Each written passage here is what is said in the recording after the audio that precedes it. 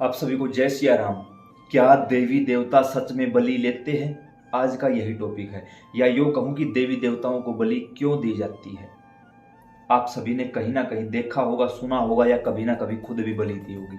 तो भाई सबसे पहली बात तो यही है कि देवी देवता कोई बलि नहीं लेते। अब हो सकता है हजारों लोग एकदम चिल्ला उठेंगे, तुझे क्या पता माता काली बलि लेती है, किस चीज की बलि लेती है? भाई ये भी तो बताओ, माता काली ने कब बलि मांगी है? क्या आपके पास आई थी माता, कही थी कि मुझे बलि दे दे?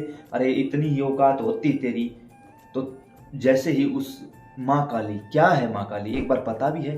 हालांकि मेरी कोई योग्यता नहीं है कि मैं माँ काली के बारे में आप लोगों को बता पाऊँ, आप लोग मुझसे बेहतर जानते हो। लेकिन जैसा भी गुरु कृपा से थोड़ी कुछ चीज़ें महसूस हुई हैं, या आप लोगों के आसपास के अनुभव हमारे पास आए हैं, उन्हीं अनुभवों के आधार पर आज इस वीडियो के टॉपिक को आगे बढ़ाएंगे। पहली बात तो माता काली क्यों कहा जाता है? काली का मतलब क्या है ये भी तो देखो आप। काली का मतलब है कि जीवन और मृत्यु समय से पार ले जाने वाली, जहां न जीवन है न मृत्यु है। क्योंकि जब कुछ भी नहीं था तब भी अंधकार था, जब कुछ भी नहीं होगा तब भी अंधकार रहेगा, शून्य जीरो तब भी था, है और रहेगा, बिल्कुल रहेगा। ऐसे में माता काली का स्वरूप क्या है? वो काली क्यों है? क्योंकि वो जीवन और मृत्यु समय के पार ले जाने वाली हैं, इसलिए उनको माता काली कहा गया। अब क्या जुड़ा आगे? माँ। क्या माँ कभी अपने बच्चों का विनाश करने से खुश होगी? यहां एक माँ जब उसके बच्चे के उंगली पर थोड़ा सा टच हो जाता है तो वो सारे देवी देवताओं के हाथ जोड़ लेती है, मेरे बच्चे की रक्षा करो। और वहां वो काली, यहाँ एक माँ अपने बच्चे के लिए परेशान है, वो तो जगत माता है। क्या वो ये बोलेगी हाँ ये बकरा मुझे पसंद नहीं आया, चलो लेके आओ इसको, सर काटो इसका? नहीं नहीं, ये मुर्गा अच्छा नहीं था, इसे खिलाओ मुझे। कैसी मूर्खता की बातें चल रही हैं भाई? क्या करना चाहते हो, क्या साबित करना चाहते हो? और ये सबसे ज्यादा पाखंड फैलाया चौकी दरबार लगाने वालों ने। जो चौकी दरबार में बैठकर आपको ये बोलता है, अरे मुर्गे बकरे को तो छोड़ो, जो अंडे की बलि देने के लिए भी बोलता है ना, वो भी दुष्ट है, वो भी पापी है।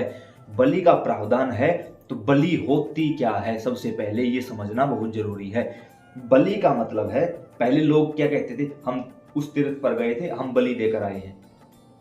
कैसी बलि? अपने अंदर छुपी हुई किसी भी एक बुराई को देवता को दे देना। कुछ लोगों ने यहाँ ये भी आडंबर फैला दिया। अब जैसे हम उज्जैन गए बाबा के दर्शनों के लिए, तो वहां श्री काल भैरव महाराज के दरबार के बाहर हमने देखा अच्छा खासा ठेका है अंग्रेजी का, और जितनी भीड़ काल भैरव मंदिर में नहीं है उससे डबल भीड़ वहां लाइन लगाई खड़ी। मैंने कहा यहाँ कौन सा देवता है? तो जो साथ में थे हमारे मिस्टर नामदेव, उन्होंने बताया कि यहाँ ठेका है भाई, चलो कौन सी दारू लेनी? मैंने कहा कोई नहीं लेनी भाई। उन्होंने कहा ऐसे तो भैरव नाराज, चलो भैरव को ही देखते हैं। मतलब अभिमान नहीं भाई, प्रेम वश मैं कह सकता हूँ, मेरे गुरु हैं वो, भगवान शिव मेरे गुरु हैं, तो वो गुरु स्वरूप हुए मेरे। तो गुरु के सामने शिष्य कुछ भी पेश कर सकता है भाई, अधिकार है शिष्य को इस बात का। मैंने कहा चलो भैरव बाबा को ही देखते हैं, आज तो गुरु महाराज से मिलते हैं। और वैसे भी काल भैरव तो बस कहना ही क्या उनका, तो उन्होंने तो मौज कर रखी है, चलो उनसे ही मिलते हैं। हमने शुद्ध सात्विक भोग लिया, अंदर चले गए, देखा लाइन बड़ी लंबी है, वहां जो सिक्योरिटी गार्ड खड़े हैं वो भी उस समय दारू पिए हुए हैं हद से ज्यादा। जो महिलाएं हैं, मैरिड अनमैरिड बच्चे हैं, उनके हाथों में भी महंगी महंगी शराब की बोतल। और मैंने नोटिस किया कि जो बोतल बाहर 300 रुपए की मिलती है वो वहां पर 700 रुपए की मिलती है। मैंने कहा भाई बड़ी अच्छी बात है, कालाबाजारी जम के है, कोई बात नहीं। लाइन से लगे रहे, हर व्यक्ति के हाथ में शराब थी, मेरे हाथ में मिठाई थी भाई। जैसे ही पुजारी महाराज की नजर मेरे ऊपर पड़ी, उससे पहले ही मैंने अपनी शक्तियों का आह्वान कर लिया था कि जागृत हो जाइए और ऐसे ऐसे बात है। तो भाई अगर वहां कोई पुजारी रूप में बैठा है तो कोई साधारण व्यक्ति तो होगा नहीं। अब पता नहीं उनको मेरी शक्तियों का आभास हुआ, काल भैरव ने उनको आदेश दिया, या क्या हुआ वो तो मैं नहीं जानता।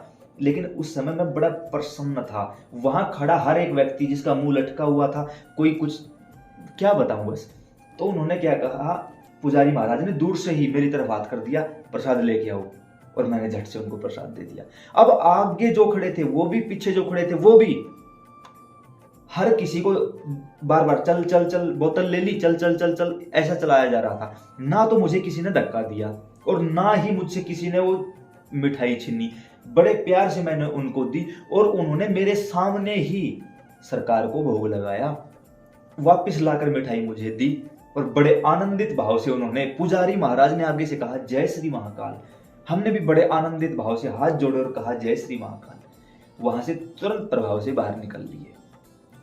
अब मैंने वहां ये चीज देखी, ना तो आगे वाले का प्रसाद लिया गया ना पीछे वाले का, फिर मेरा ही क्यों? इसके पीछे कारण ये नहीं था कि मैं कुछ महान हूं ना, इसके पीछे कारण ये था कि वो लोग शराब के भोग से थे और मैं सात्विक रूप से था। सिर्फ ये बात है भाई। उसके अलावा ठाकुर जी की जो कृपा है वो तो अब क्या ही बताऊं, मेरी क्या औकात। तेरी रहमतों का दरिया सरेआम चल रहा है, मुझे भीख मिल रही है, मेरा काम चल रहा है भाई, उन्हीं के सहारे चल रहा है, सीधी बात है। अब वहां से दर्शन करके बाहर निकले आराम से, और वो प्रसाद मैं घर लेकर आया भाई। सभी ने खाया, बड़े प्यार से खाया। तो कहने का तात्पर्य ये है कि वहां जो मिस्टर नामदेव थे, मेरे साथ थे, जो जिन्होंने दर्शन करवाए मेरे, उन्होंने पूछा कि आपने शराब क्यों नहीं ली। मैंने कहा भाई कभी भी भैरव बाबा को शराब का भोग नहीं लगाया जाता। अब कोई व्यक्ति इतना मजबूर था कि उसकी शराब नहीं छूट रही थी, उसने भैरव बाबा से जाके कहा बाबा ये शराब पीता हूं, रख ले, मुझसे नहीं छूट रही। उसने बाबा को समर्पित की थी, पिलाई नहीं थी, भोग नहीं लगाया था, प्रसाद नहीं चढ़ाया था, उसको समर्पित करके आया था। नहीं छूट रही यार, छुड़वा दे तू। और भाई खुद के पुरुषार्थ से तो चाय का कप भी नहीं छूटता, लेकिन जब श्याम सुंदर कृपा कर दे तो क्या नहीं हो सकता। काल भैरव ने कृपा की, भैरव बाबा ने कृपा की और उसकी शराब छुड़वा दी।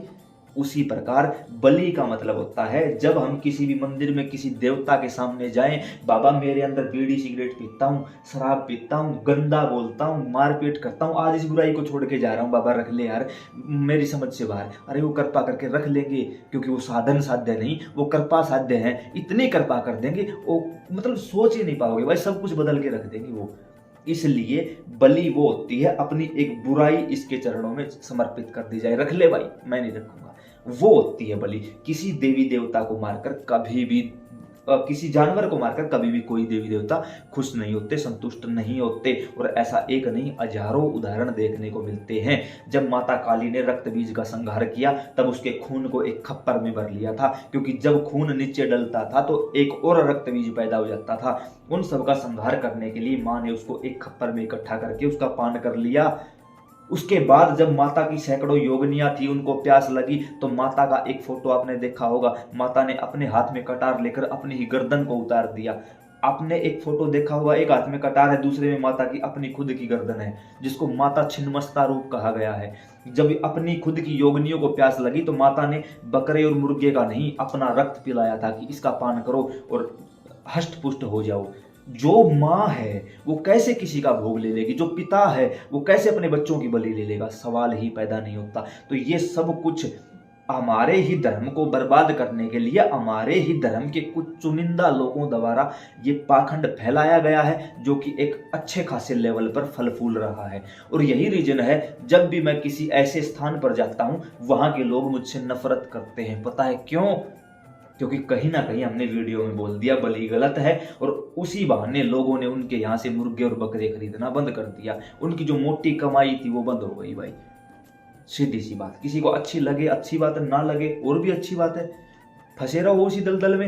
ये तो दलदल है भाई, जितना आप प्रयास करोगे उतना अंदर धसोगे, बाहर नहीं आना। तो क्या करना है? समर्पित हो जाना है, देवी देवता के यहाँ समर्पित हो जाओ, वो कृपा करेंगे।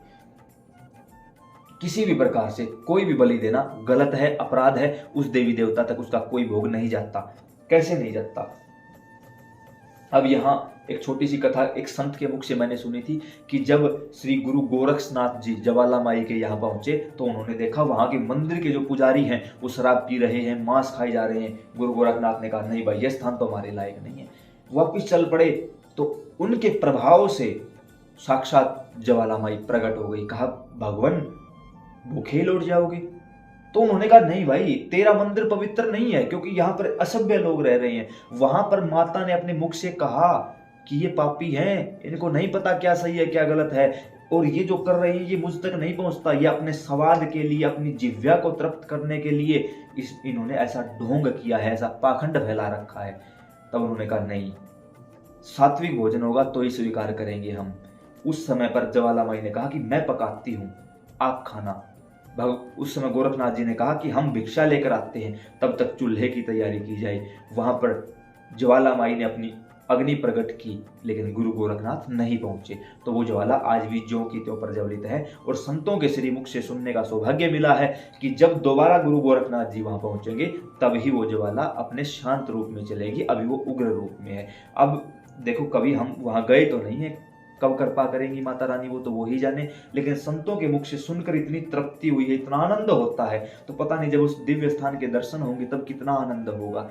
तो गलती से भी कोई ऐसा भोग न दिया जाए। कोई देवी देवता इसको नहीं मांगता, जो बोलता है वो अपने स्वार्थ के लिए बोल रहा है भाई। किसी भी प्रकार से ऐसा कोई काम नहीं किया जाना चाहिए। इस वीडियो को अन्य लोगों तक शेयर करो ताकि वो भी ये गंदा काम करने से बच जाए। जय सिया राम।